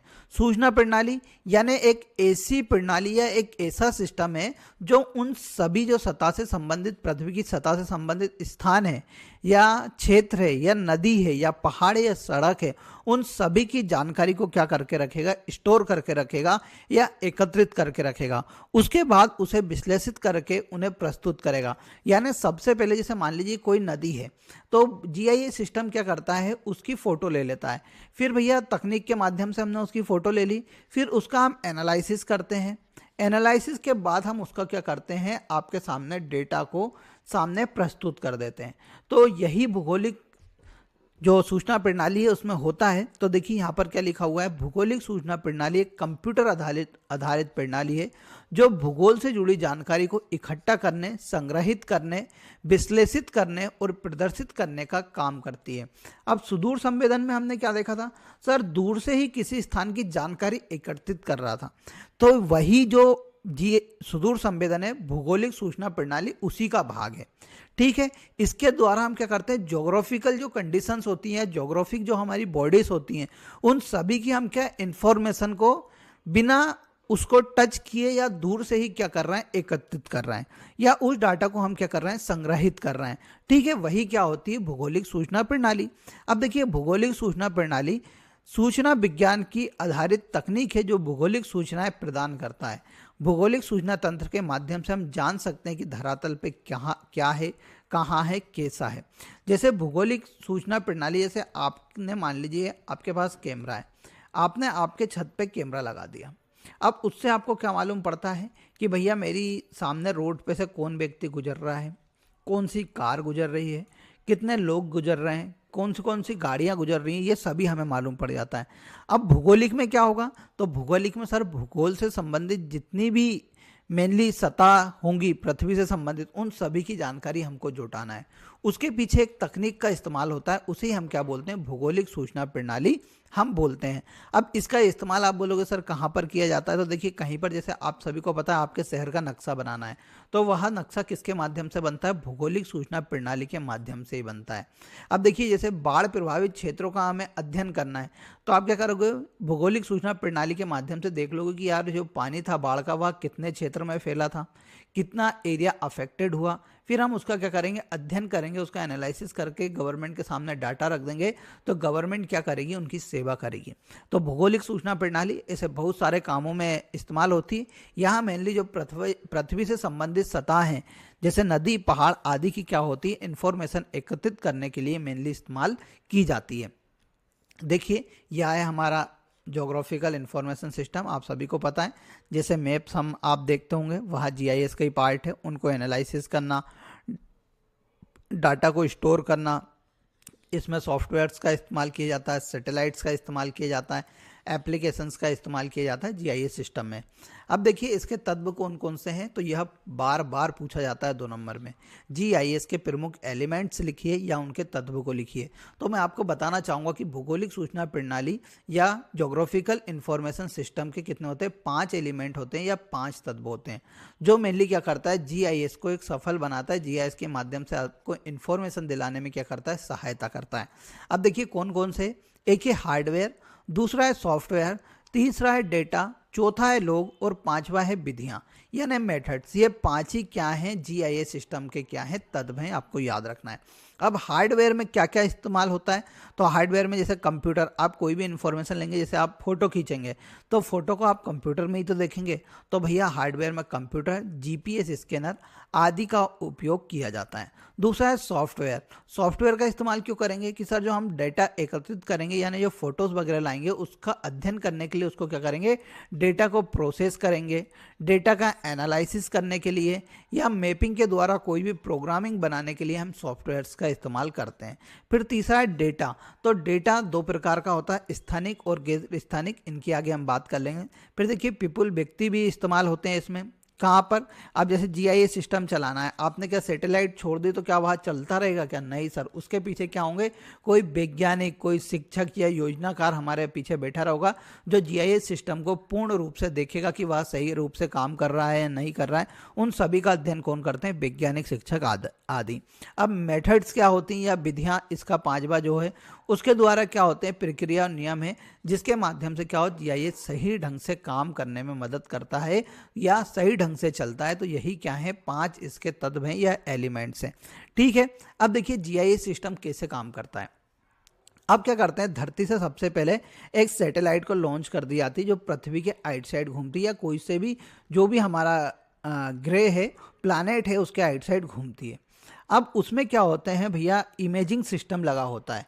हर सैटेलाइट में एक इमेजिंग सिस्टम लगा रहता है जो क्या करता है, मेनली इमेज को कैप्चर करता है, यानी फोटोज खींचता है पृथ्वी की जगह जगह की। अब पृथ्वी की जगह जगह की वह फोटो खींच लेता है तो उसके माध्यम से क्या होता है, उन फोटोज का एनालिसिस किया जाता है। जैसे मान लीजिए वहाँ नर्मदा नदी का फोटो कैप्चर कर रहा है तो क्या करेगी वो सैटेलाइट, अमरकंटक से लेके अरब सागर तक उसका फोटो खींच लेगी। फिर उसके आधार पर हम एनालिसिस करेंगे कि कहाँ पर नर्मदा नदी ज़्यादा चौड़ी है, कहाँ पर सकरी है, कहाँ पर पानी भरा है, कहाँ पर हम ढलान में बहाव उतर रही है। ये सभी का अध्ययन हम किसका, जीआईएस सिस्टम के माध्यम से ही करते हैं।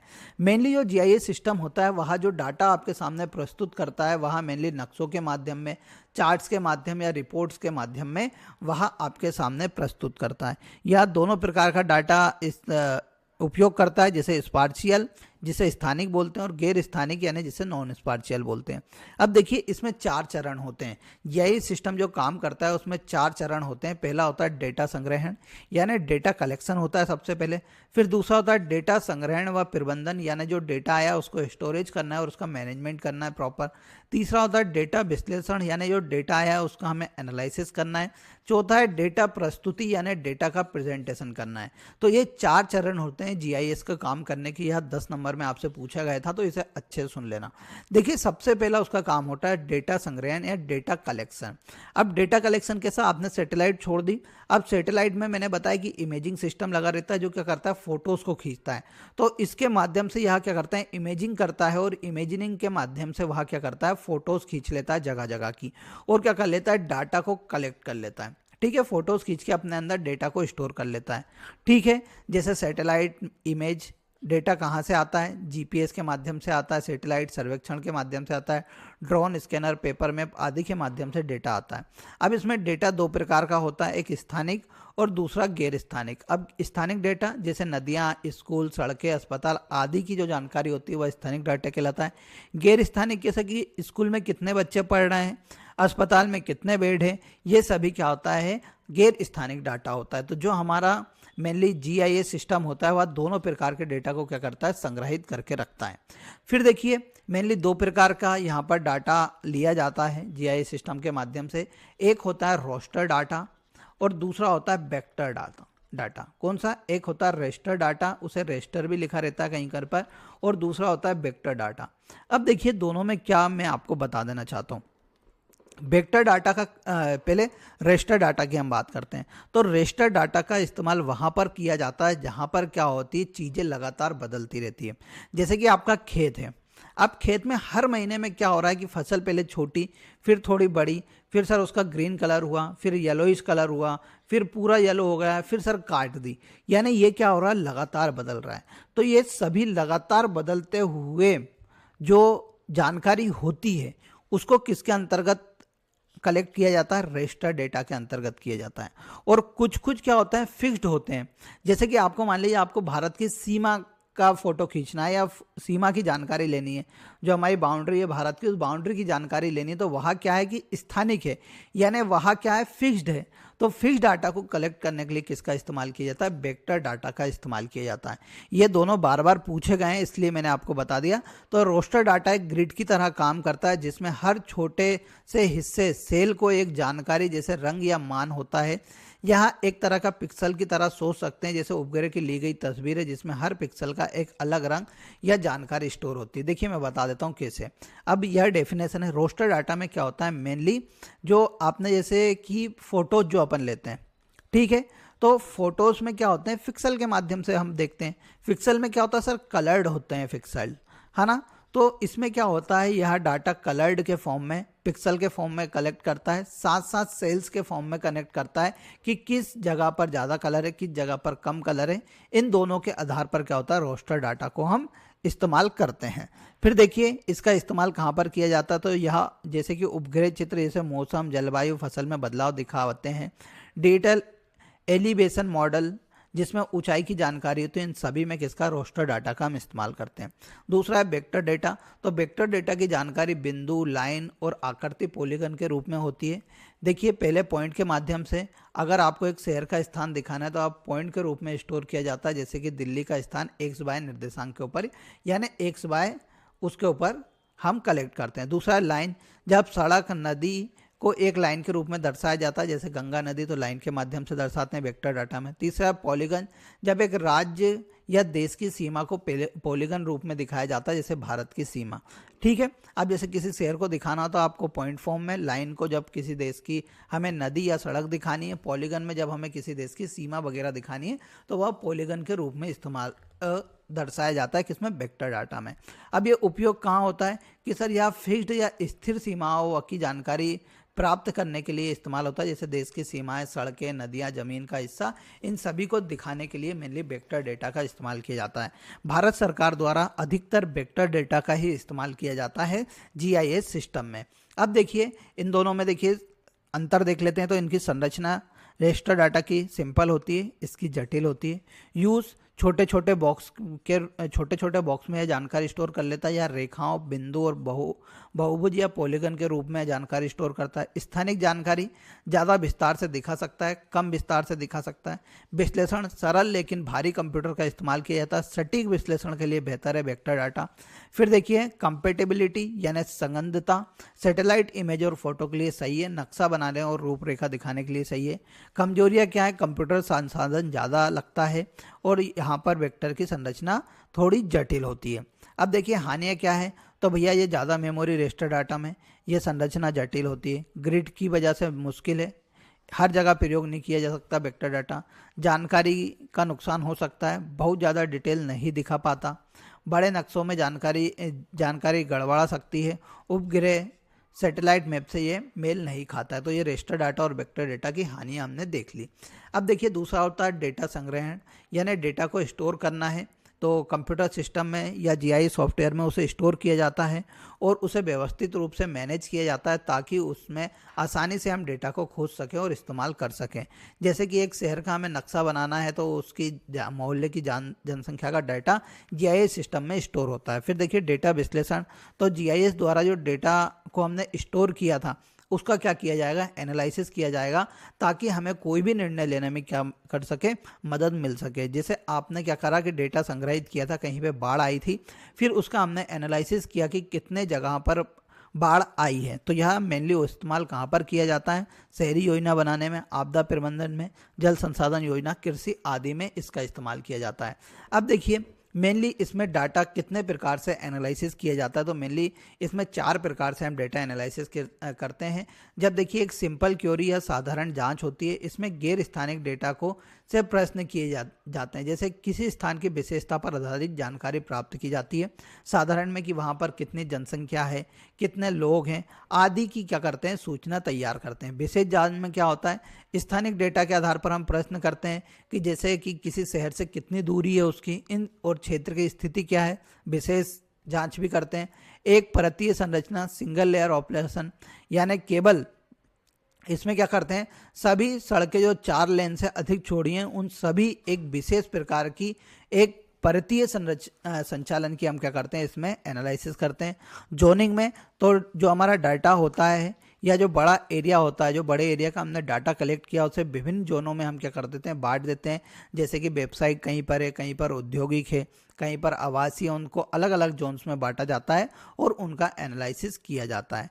ठीक है, तो यहाँ पर आपको समझ में आ गया साधारण में जनसंख्या वगैरह, स्पेशल में हमें कितनी दूरी है, एक परतीय संरचना में हम जानते हैं कि भैया हमें किसी जंगल का ही, केवल सड़कों का ही, केवल जंगल का ही, ऐसे केवल एक ही स्थान का हमें कभी डाटा एकत्रित करना है तो वह एक परतीय संचालन के अंतर्गत हम करते हैं। जोनिंग में क्या करेंगे कि जो हमारा डेटा है या बड़े बड़े क्षेत्र उन्हें अलग अलग जोन्स में बांट देंगे, जैसे कि आवासीय, व्यावसायिक, औद्योगिक, और उनका क्या कर लेंगे, एनालिसिस हम कर लेंगे। अब देखिए उसके बाद डेटा प्रस्तुतिकरण होता है, तो डेटा जो हमने एनालिसिस किया उसके बाद उसे हम प्रेजेंट करते हैं, तो मैप, ग्राफ, चार्ट, रिपोर्ट आदि के रूप में हम क्या करते हैं, उपयोगकर्ता को आसानी से वह दिखा सकते हैं। अब देखिए जीआईएस का डेटा हम कितने प्रकार से प्रस्तुत कर सकते हैं, तो पहला मैप, तो मैप के माध्यम से हम कर सकते हैं। दूसरा है टेबल्स, टेबल्स के फॉर्म में हम कर सकते हैं। तीसरा है ग्राफ्स, ग्राफ्स के फॉर्म में हम बता सकते हैं। 3D दृश्य यानी 3D विजुअलेशन में भी हम बता सकते हैं। Digital elevation model, digital elevation model यानी रोस्टर डेटा होता है जो क्षेत्र की ऊंचाई को दर्शाता है, तो उसके लिए हम डिजिटल एलिवेशन मॉडल के तहत भी क्या कर सकते हैं, जीआईएस का हम आंकड़े प्रस्तुत कर सकते हैं। ठीक है, अब इसके उपयोग देखते हैं, तो भैया जीआईएस सिस्टम के कहाँ कहाँ पर उपयोग किए जाते हैं, तो व्यापार और बाजार विश्लेषण में, यानी जीआईएस क्या करता है कि भैया साइड चेन, बाजार विश्लेषण, ग्राहक व्यवहार को समझने के लिए इस्तेमाल किया जाता है आजकल। जैसे कि भैया खुदरा विक्रेताओं को सर्वोत्तम स्टोर स्थान चुनने में मदद करता है, लॉजिस्टिक कंपनियों को मार्ग योजना में सुधार करता है, विपणन टीमों को लक्षित करने में भी जीआईएस सिस्टम का आजकल इस्तेमाल होता है। जैसे आप सभी को पता है कि जो भी व्यक्ति आपका मान लीजिए फाइनेंस सेक्टर में लगा होगा, तो कभी वहाँ कोई सी साइट विजिट करने जाता है तो आजकल उसे फ़ोटो पहुँचाने पड़ते हैं, तो फ़ोटोज़ का इस्तेमाल आजकल मेनली व्यापार और बाजार विश्लेषण में किया जा रहा है। फिर देखिए आपातकालीन और आपदा प्रबंधन, तो आपातकालीन सेवाओं में जीआईएस का इस्तेमाल मेनली आपदा प्रबंधन, जोखिम मूल्यांकन और प्राकृतिक आपदाओं के प्रति प्रतिक्रियाओं के समन्वय के लिए किया जाता है। इसके माध्यम से क्या होता है कि जो उच्च जोखिम वाले क्षेत्र हैं उनका मानचित्रण कर लिया जाता है, साथ साथ निकासी मार्गों की योजना बनाई ली जाती है। फिर आपात स्थिति के दौरान हमें संसाधन को किस प्रकार से तैनात करना है उन सब के लिए भी इस्तेमाल किया जाता है। फिर देखिए परिवहन और रसद, जीआईएस मार्ग योजना, डिलीवरी समय में कमी, लागत में कटौती करने के लिए भी आजकल मेनली जीआईएस का इस्तेमाल किया जा रहा है। शहरी नियोजन और बुनियादी ढांचा विकास, यानी हम जीआईएस के माध्यम से एक पूरे शहर का प्रॉपर डिज़ाइन कर सकते हैं। जोनिंग का प्रबंधन करने में, यातायात प्रवाह को अनुकूलित करने में इसका इस्तेमाल किया जा रहा है। फिर देखिए पर्यावरण प्रबंधन, तो देखिए जीआईएस के माध्यम से हम वनों की कटाई, जल संसाधन प्रबंधन, प्राकृतिक आपदाओं की भविष्यवाणी करने में भी आजकल इसका इस्तेमाल किया जा रहा है। फिर देखिए स्वास्थ्य देखभाल, तो आजकल आप सभी को पता है ट्रैकिंग सिस्टम आ गया। जैसे आपने कोरोना के काल में ट्रैकिंग सिस्टम देखा होगा, उसमें क्या हो रहा था कि आपको ट्रैक कर रहे थे, कभी कोई कोरोना पीड़ित है तो उसे आसानी से जीआईएस के माध्यम से हम ट्रैक कर लेते थे कि कहाँ पर कोरोना का मरीज है, तो वहाँ पर हम स्वास्थ्य सुविधाएं आसानी से पहुँचा पा रहे थे। फिर देखिए कृषि में, तो कृषि में भी आजकल जीआईएस सिस्टम का इस्तेमाल कर रहा है किसान कि कब हमें फसल को सिंचाई करना है, कब भूमि का बेहतर प्रबंधन करना है, इन सभी के लिए भी आजकल जीआईएस सिस्टम का इस्तेमाल किया जा रहा है। फिर देखिए इसके लाभ क्या हैं, तो भैया लाभ भी बहुत अच्छे हैं, जैसे बेटर डिसीजन मेकिंग, उन्नत निर्णय प्रक्रिया, यानी हम नक्शा देखकर समझ सकते हैं कि यह जगह कैसी है, उसको मतलब हम एक निर्णय बहुत अच्छा ले सकते हैं क्योंकि हमारे पास उस जगह की हर एक इन्फॉर्मेशन रहेगी, तो उन्नत निर्णय प्रक्रिया में यह बहुत फ़ायदेमंद है। बेहतर संचालन क्षमता, यानी क्या होगा कि अब देखिए हमारे पास किसी भी जगह की इन्फॉर्मेशन होगी तो हम देख पाएंगे कि वहाँ पर जाने से हमें समय कितना बच सकता है, संसाधनों की बचत हो सकती है। तो छोटे छोटे जैसे डिलीवरी रूट्स बना देते हैं कि हमें जल्दी से जल्द कहीं पर सामान पहुँचाना है, तो बेहतर संचालन क्षमता। फिर देखिए लागत में बचत, तो गैर जरूरी खर्चों में कटौती होती है कि जैसे कि एक बार गलती दोहरा गई तो जीआईएस सिस्टम के माध्यम से अगली बार वो गलती ना दोहराई जा पाए, तो लागत में बचत हो रही है आजकल। फिर बेहतर जोखिम प्रबंधन, आपदा या खतरे की हम पहले से ही तैयारी कर लेते हैं। ग्राहक की बेहतर समझ, ग्राहक को क्या चाहिए उसकी लोकेशन से हम बता सकते हैं। जैसे आजकल आप सभी को पता है कि जीआईएस का बहुत इस्तेमाल हो रहा है, जिसमें क्या होता है जो हमारे ग्राहक होते हैं उनकी लोकेशन की डेटा का हम पता कर लेते हैं कहाँ से ग्राहक ज़्यादा आ रहे हैं, फिर उस स्थान पर हम हमारी दुकान से डिलीवरी कर सकते हैं। फिर पर्यावरण संरक्षण, तो जीआईएस सिस्टम के माध्यम से हम पर्यावरण पर निगरानी कर सकते हैं जिससे वनों की कटाई, जल संसाधन, वन ट्रैकिंग में यह सहायता कर सकता है। ठीक है, फिर देखिए दूसरा है, यहाँ पर हमारा जीआईएस सिस्टम खत्म हो गया और यहीं से आपके प्रश्न आएंगे बार बार कि जीआईएस का उपयोग क्या है, लाभ क्या है। फिर आपसे पूछ लेगा कितने प्रकार से डेटा प्रस्तुत किया जा सकता है, या डेटा को कितने भागों में एनालिसिस किया जा सकता है, रोस्टर डेटा क्या है, वेक्टर डेटा क्या है, और यहाँ पर जीआईएस के कितने प्रकार से डेटा लिया जाता है। ये सभी बातें आपसे यहाँ पर पूछी जा सकती है। 10 नंबर में पूछ लेगा भौगोलिक सूचना प्रणाली क्या है, भौगोलिक सूचना प्रणाली के प्रमुख तत्व लिखिए, साथ साथ भौगोलिक सूचना प्रणाली के लाभ लिखिए। तो यहाँ पर जीआईएस सिस्टम से मात्र इतने ही प्रश्न बन सकते हैं और यहीं से आपके पहले प्रश्न आए हुए हैं। अब हम बात करते हैं अगला जीपीएस सिस्टम की। सर जीपीएस सिस्टम क्या है, या भौगोलिक स्थिति निर्धारण प्रणाली क्या है? तो जीपीएस भैया एक सैटेलाइट आधारित प्रणाली है जो पृथ्वी पर किसी भी स्थान को सही स्थिति, दिशा या दूरी बताने में इस्तेमाल की जाती है या बताती है। जैसे आपके मोबाइल में जीपीएस सिस्टम, जिसे आप लोकेशन बोलते हैं। अब आपके मोबाइल में जब आपका कोई दोस्त रूम वगैरह पे आ रहा होता है तो आप क्या करते हैं, उसे अपनी लोकेशन शेयर कर देते हैं। तो वह किसके माध्यम से लोकेशन ट्रैक कर रहा है? तो वह जीपीएस सिस्टम के माध्यम से क्या कर रहा है, आपकी लोकेशन ट्रैक कर रहा है। यह एक ऐसी तकनीक है जिससे यह भी पता चलता है कि हम धरती पर इस समय कहाँ पर मौजूद हैं। तो जीपीएस सिस्टम आपकी जो लोकल पोजीशन होती है उसको बताती है। जैसे कि आजकल गूगल में मैप से चलते हैं, जो रास्ता या लोकेशन का पता चलाते हैं, वह सभी किसके माध्यम से चलता है? जीपीएस के माध्यम से ही चलता है। अब देखिए जीपीएस के प्रकार कैसे कितने हैं। तो एजीपीएस है, असिस्टेड जीपीएस। यह मोबाइल टावर या नेटवर्क की मदद से उपग्रह खोजने में तेजी लाता है। इससे लोकेशन जल्दी सटीक मिलती है, खासकर सैटेलाइट सिग्नल कमजोर हो तब मेनली असिस्टेड जीपीएस का इस्तेमाल किया जाता है, या मेनली मोबाइल फ़ोन और स्मार्ट वॉच में इस्तेमाल किया जाता है। दूसरा है एच जीपीएस, सिंक्रोनस जीपीएस। यह एक साथ मोबाइल कॉल और जीपीएस लोकेशन भेज सकता है।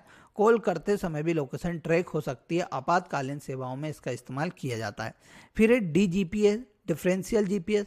या जमीन से लगे सुधार केंद्रों, ग्राउंड स्टेशन या डेटा लेकर जीपीएस सिग्नल को ज़्यादा सटीक बनाता है। यानी ग्राउंड में जो स्टेशंस लगे होते हैं जगह जगह पर, वहाँ से वह क्या करता है, डेटा लेता है और जीपीएस सिग्नल को और सटीक बताता है, जिससे हमें छोटी से छोटी सेंटीमीटर तक की जानकारी हमें पहुंच जाती। जब हमें किसी कृषि का माप करना हो, किसी कृषि जमीन का माप करना हो या वैज्ञानिक शोध करना हो, तो डीजीपीएस का इस्तेमाल करते हैं।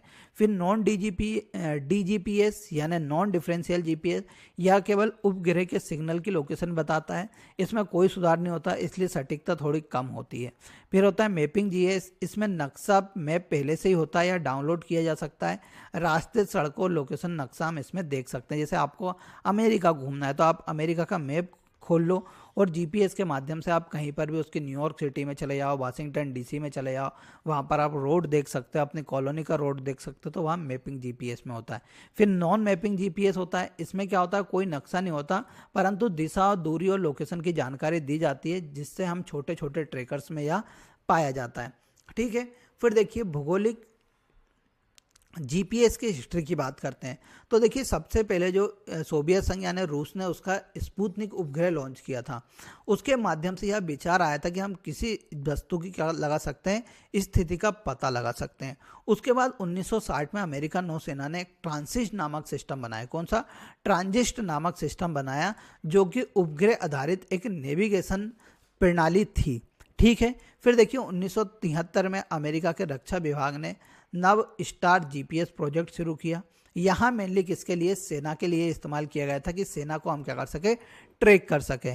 ठीक है। फिर उसके बाद 1995 में उन्होंने क्या किया, नव स्टार जीपीएस को पूरी दुनिया के लिए खोल दिया। और आज की डेट में आप जो जीपीएस सिस्टम इस्तेमाल करते हैं वह किसका इस्तेमाल करते हैं? अमेरिका देश का ही हम क्या करते हैं, जीपीएस सिस्टम इस्तेमाल कर सकते हैं। ठीक है। फिर देखिए नव स्टार जीपीएस में मेनली दिक्कत आ गई थी, 2000 में इसे बंद कर दिया गया। उसका जीपीएस सिस्टम आ गया ग्लोबल पोजिशनिंग सिस्टम। आजकल गूगल इसको क्या कर रहा है, चला रहा है। ठीक है। तो अमेरिका से ही यह चलता है। तो जीपीएस सिस्टम आज की डेट में हम किसका इस्तेमाल करते हैं? गूगल का इस्तेमाल करते हैं। अब देखिए इसके एलिमेंट, भाग या तत्व। तो इसके 3 भाग या तत्व होते हैं जो मेनली नेविगेशन, समय और पोजिशनिंग की जानकारी हमें लगातार प्रदान करते हैं। तो पहला है स्पेस सेगमेंट, दूसरा है कंट्रोल सेगमेंट और तीसरा है रिसीवर। अब देखिए स्पेस सेगमेंट यानी उपग्रह वाला भाग, यह वह भाग होता है जो जीपीएस मेनली आकाश में मौजूद जीपीएस उपग्रह से बना होता है। यानी जीपीएस के लिए जितनी भी सैटेलाइट्स आसमान में उड़ रही हैं उसे ही हम किस में जोड़ते हैं, स्पेस सेगमेंट में जोड़ते हैं। कितने उपग्रह होते हैं? तो लगभग 31 उपग्रह धरती के चारों ओर 20,000 किलोमीटर की ऊंचाई पर घूमते रहते हैं। इनका कार्य क्या होता है? तो ये भैया लगातार सिग्नल पहुंचते हैं और समय टू समय क्या करते हैं, समय और लोकेशन की जानकारी यह प्रदान करते रहते हैं। रिसीवर उन्हीं सिग्नलों को पकड़कर जगह का पता लगाता है, जैसे कि मेनली मान लीजिए स्पेस सेगमेंट के माध्यम से अपने जो लोकेशन है वहाँ पता पड़ती है। फिर देखिए कंट्रोल सेगमेंट होता है दूसरा, या नियंत्रण केंद्र, या हिस्सा धरती पर बने नियंत्रण केंद्रों का समूह होता है। यानी जो इन्फॉर्मेशन पहुंचा रहा है आसमान से, तो उनको कहीं ना कहीं तो धरती पे भी स्टोर किया जाएगा। तो उनके लिए स्टोर करने के लिए, उन्हें कंट्रोल करने के लिए हमारे यहाँ क्या बनाए जाते हैं? कंट्रोल सेगमेंट्स बनाए जाते हैं। ठीक है, इनका कार्य यह होता है कि यह चेक करता है कि उपग्रह सही दिशा में घूम रहा है या नहीं, घड़ियों और सिग्नलों को ठीक करता है, या पूरे सिस्टम को नियंत्रित और अपडेट करके रखता है। फिर देखिए रिसीवर सेगमेंट होता है उपयोगकर्ता भाग जिसे हम बोलते हैं। यह वो डिवाइस होता है जो उपग्रह से सिग्नल पकड़ती है। जैसे कि आपको जीपीएस सिस्टम चलाना है तो आपका मोबाइल, तो मोबाइल किसका भाग है? तो वह उपयोगकर्ता का भाग है। ठीक है, यह उपग्रह से सिग्नल पकड़ता है और सिग्नलों से दूरी नापकर यह बताता है कि आप कहाँ पर हैं। ठीक है, तो ये तीन इसमें क्या होते हैं, इसके एलिमेंट्स होते हैं। अब जीपीएस कैसे काम करता है? तो सबसे पहले उपग्रह, तो उपग्रह चारों ओर घूमते रहते हैं, जिसके माध्यम से और सिग्नल के माध्यम से वह क्या करते रहते हैं, लगातार पृथ्वी पर नज़र रखते हैं और समय कौन कहाँ पर है उन सभी की जानकारी रखते हैं। फिर कंट्रोल, वही तो यह क्या करते हैं, सिग्नल की जांच करते हैं, साथ साथ उपग्रह की देखभाल का काम भी करते हैं। फिर रिसीवर, तो हमारे मोबाइल, कार, घड़ी आदि में लगे जीपीएस रिसीवर होते हैं, जो क्या करते हैं, सैटेलाइट्स होते हैं, उसके सिग्नल्स को पकड़ते हैं और गणना करते हैं कि धरती पर हम कहाँ पर हैं। ठीक है, अब इसके अनुप्रयोग तो आजकल सड़क परिवहन में इस्तेमाल हो रहा है, जिससे हम गाड़ियों की लोकेशन जानने में, ट्रैफिक से बचने के लिए, जैसे आप जीपीएस का सिस्टम लगाते हैं तो आपको कहीं कहीं पर रेड निशान दिखते होंगे, यानी वहाँ पर बता रहा है जीपीएस सिस्टम कि यहाँ पर ट्रैफिक ज़्यादा है, तो आप दूसरा ट्रैक पकड़ लीजिए।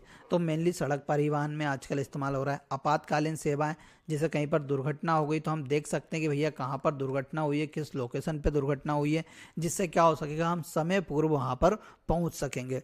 फिर विमानन में आजकल उपयोग हो रहा है कि देखिए हवाई जहाज़ में मेनली जीपीएस सिस्टम के माध्यम से हम डायरेक्शन का पता लगाते हैं या नेविगेशन करते हैं उसकी। ठीक है, कानून प्रवर्तन, पुलिस संदिग्धों की गाड़ी जीपीएस डिवाइस लगाकर निगरानी रखती है। जैसे कि आप सभी को पता है कि पहले पुलिस क्या करती थी, गाड़ी के नीचे कुछ इंस्ट्रूमेंट लगा देती थी, जिससे पता लगता था गाड़ी कहाँ कहाँ पर मूव हो रही है, तो वही जीपीएस डिवाइस ही वहाँ लगाती थी। फिर बैंकिंग वित्त में, तो आजकल आप सभी को पता है फाइनेंशियल ट्रांजैक्शन का सटीक समय तय करता है जीपीएस आधारित। ठीक है, धोखाधड़ी से बचाने के लिए कार सुरक्षा, आजकल कार चोरी हो जाती है तो उसमें भी जीपीएस सिस्टम लगाते हैं, आप सभी को पता है, जिससे हमें लोकेशन बताता रहता है। फिर स्वास्थ्य और फिटनेस, तो जीपीएस वायरलेस डिवाइस मरीज की लोकेशन डॉक्टर तक हम भेज सकते हैं। ठीक है, फिर कृषि की तकनीकों में खेतों का नक्शा बनाने, बीज बोना, मशीनें चलाना आसान होता जा रहा है। बच्चों की निगरानी, तो जीपीएस के माध्यम से आजकल हम बच्चों की निगरानी भी रख पा रहे हैं। फिर जीपीएस के लाभ क्या हैं? तो सटीक स्थान बताता है, दिशा या मार्गदर्शन सही देता है, आपातकाल में सहायता प्रदान करता है, वाहनों और सामान की सुरक्षा करता है, उत्पादकता में वृद्धि करता है, समय की सटीकता बताता है। ये सभी क्या है? फिर देखिए कम लागत में सुविधा यहाँ प्रदान कर रहा है, तो ये सभी क्या है? लाभ है। अब देखिए भारत की जीपीएस प्रणाली, उसका नाम है नाविक। ठीक है, यह भारत का अपना जीपीएस सिस्टम है। इसे 2013 में पहली बार लॉन्च किया गया था, अभी तक 12 बार लॉन्च किया गया है और 2025 में इसका 13वां संस्करण लॉन्च किया गया था। इसे किसके द्वारा? इसरो द्वारा विकसित किया गया था। यह भारतीय क्षेत्रीय नेविगेशन सैटेलाइट सिस्टम IRNS के रूप में भी जाना जाता है। यह एक स्वदेशी क्षेत्रीय उपग्रह नेविगेशन प्रणाली है जो पूरे भारत और उसके आसपास 1500 किलोमीटर तक कवरेज प्रदान करता है। इसके उपयोग क्या क्या हैं? तो आस पड़ोस के देशों को हम जीपीएस सुविधा प्रदान कर रहे हैं, जिससे हमें मौसम संबंधी पूर्वानुमान, मैपिंग जैसी सुविधाएं देकर सरकार की आय हो सकती है। सड़क और रेल यातायात, भारी मालवाहक जहाज़ों पर जीपीएस सिस्टम का अच्छा असर पड़ेगा। आपदाओं के समय मलबे में दबे लोगों का पता लगाया जा सकता है। इन सभी के लिए नाविक मेनली लॉन्च किया गया था। यह 2 नंबर में पूछा गया है MPPSC के माध्यम से। अब हम बात करते हैं, हमारा आखिरी टॉपिक है उपग्रह।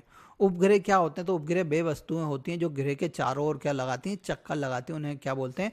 उपग्रह बोलते हैं। उपग्रह 2 प्रकार के होते हैं, एक होता है प्राकृतिक उपग्रह और एक होता है कृत्रिम उपग्रह। प्राकृतिक उपग्रह क्या होते हैं? वे प्राकृतिक रूप से बने होते हैं, जैसे चंद्रमा भी क्या हो रहा है? पृथ्वी के चक्कर लगा रहा है, तो वह क्या है? प्राकृतिक उपग्रह। फिर कृत्रिम उपग्रह, ये मानव निर्मित उपग्रह होते हैं और यहाँ क्या करते हैं, पृथ्वी का ही चक्कर लगाते हैं और वैज्ञानिक संचार या अन्य उद्देश्य के लिए अंतरिक्ष में भेजे जाते हैं। अब कृत्रिम उपग्रह के प्रकार देखिए, संचार कम्युनिकेशन के लिए, नेविगेशन, जीपीएस सिस्टम आदि के लिए, पृथ्वी अवलोकन, मौसम का पूर्वानुमान या पर्यावरण निगरानी के लिए इस्तेमाल किए जाते हैं। वैज्ञानिक अनुसंधान आधारित भी मेनली सैटेलाइट्स होती हैं। अब देखिए, एक होता है जियो स्टेशनरी सैटेलाइट, जिसे हम भू स्थिर उपग्रह बोलते हैं। स्थिर उपग्रह वे उपग्रह होते हैं जो पृथ्वी की भूमध्य रेखा यानी इक्वेटर से लगभग 35,686 किलोमीटर ऊंचाई पर स्थित होते हैं और पृथ्वी के घूर्णन गति के समान ही उनकी गति होती है। ठीक है, यानी पृथ्वी की जो घूर्णन दिशा है उसी दिशा में यह घूमते हैं और उसी स्पीड से घूमते हैं। और कितनी ऊंचाई पर होते हैं, तो 35,786 किलोमीटर पर यह स्थित होते हैं इक्वेटर लाइन से। ठीक है, अब इनका कार्य क्या है, तो ये सभी भैया उपग्रह दूरसंचार, मौसम पूर्वानुमान, टेलीविजन प्रसारण या सैन्य कार्यों में इस्तेमाल किए जाते हैं। अब इनकी विशेषता क्या है, यह 24 घंटे चक्कर लगाते हैं, पृथ्वी को देखने पर एक ही स्थान पर प्रतीत होती है, व्यापक क्षेत्र को कवर करता है। फिर एक होता है पोलार उपग्रह। पोलार उपग्रह वे उपग्रह होते हैं जो पृथ्वी के ध्रुव यानी नॉर्थ और साउथ पोल के ऊपर से गुजरते हैं और पृथ्वी की परिक्रमा करते हैं। ये पृथ्वी की सतह से लगभग 500 से लेकर 800 किलोमीटर ऊपर निम्न कक्षा यानी लो अर्थ ऑर्बिट में घूमते रहते हैं। इनका कार्य क्या है, ये उपग्रह पृथ्वी के हर हिस्से को कवर करते हैं क्योंकि पृथ्वी उनके नीचे घूमती रहती है। यह पूरे ग्लोब को समय समय पर तस्वीरें भेजते रहते हैं। यह चक्कर में पृथ्वी का अलग हिस्सा स्कैन करता है। ठीक है, फिर देखिए भारत के उपग्रह हम बात करते हैं तो भारत का पहला है आर्यभट्ट, जो भारत के इसरो द्वारा विकसित किया गया था। इसे 19 अप्रैल 1975 को सोवियत संघ के स्पेस स्टेशन से लॉन्च किया गया था। ठीक है, इसका मुख्य उद्देश्य था अंतरिक्ष में सूर्य व अन्य खगोलिक घटनाओं का अध्ययन करना। तो यह 2 नंबर में आपसे पूछा जा सकता है। फिर भास्कर 1 भारत का पहला सुदूर संवेदन उपग्रह था, जिसे 7 जून 1979 को रूस से लॉन्च किया गया था। ठीक है, सुदूर संवेदन यानी दूर से ही जानकारी प्रदान करने वाला। फिर रोहिणी तो भारत का पहला उपग्रह था, जिसे स्वदेशी रॉकेट SLV-3 से लॉन्च किया गया था 1980 में। यह पृथ्वी अवलोकन उपग्रह था। फिर देखिए 1981 में एप्पल नामक एक उपग्रह छोड़ा गया। यह भारत का पहला संचार उपग्रह था। ठीक है, फिर इनसेट ए भारत का पहला दूरसंचार उपग्रह था, जिसे 1982 में लॉन्च किया गया था। फिर एजुकेशन सैटेलाइट 2004 से भारत द्वारा छोड़ी जाने लगी। पहली एजुकेशन सैटेलाइट थी एजुसेट, यानी यहाँ पृथ्वी पर इसका मुख्य उद्देश्य शिक्षा से संबंधित सेवाएं प्रदान करना। तो दोस्तों, यहाँ पर हमने यूनिट 4 को टोटली कंप्लीट कर लिया है। ठीक है, जिसमें हमने प्राकृतिक आपदाएं तथा तकनीकों का विस्तार से क्या किया था, अध्ययन किया था। किसका, प्राकृतिक आपदाएं। फिर उसके बाद हमने प्रदूषण पढ़ा, फिर जनसंख्या वृद्धि वाला टॉपिक पढ़ा, फिर उसके बाद हमने तकनीकें पढ़ा। तकनीकें में हमने 4 चीज़ पढ़ी सर, सुदूर संवेदन पढ़ाया, GIS पढ़ाया, GPS पढ़ाया और उपग्रह पढ़ाया। इसके साथ ही हमारी जो यूनिट नंबर 4 है वह कंप्लीट होती है। कल से अपन यूनिट 3 को स्टार्ट करेंगे, तो आप डेली इसे देखते रहिएगा। इसी तरह कोई भी आपको कन्फ्यूज़न हो तो मैंने आपका मेरा नंबर दे रखा है, आप उस पर कॉन्टैक्ट करके पूरी जानकारी ले सकते हैं। मिलेंगे अगले लेक्चर में, तब तक के लिए जय हिंद, जय भारत।